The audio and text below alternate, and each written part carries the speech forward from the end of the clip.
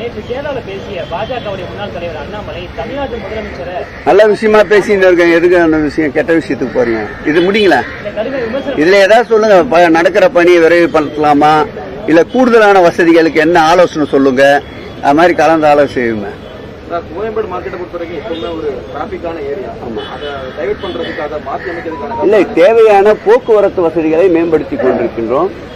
அதேபோல் கிட்டத்தட்ட 75 கோடி ரூபாய் செலவிலே பல்வேறு காலகட்டங்களில் மேம்படுத்துகின்ற பணியை நம்முடைய சட்டப்பேரவை உறுப்பினரும் இந்த மாவட்டத்துடைய அமைச்சருமான அருமையன் மா சுப்பிரமணியம் அவர்கள் வைத்த பல்வேறு கோரிக்கைகளை நிறைவேற்றி கொண்டிருக்கின்றோம்.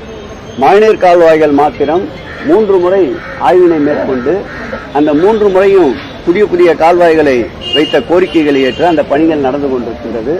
உதாரணத்துக்கு சொல்ல வேண்டும் என்றால், அந்த காளியம்மன் அந்த தெருவினை இணைக்கின்ற அந்த மழைநீர் கால்வாய் பணிகள் 3 கட்டமாக நடந்து கொண்டிருக்கின்றன. அதேபோல் மெட்ரோ ரயிலுடைய பணிகளும் நடைபெற்றுக் கொண்டிருக்கின்றன.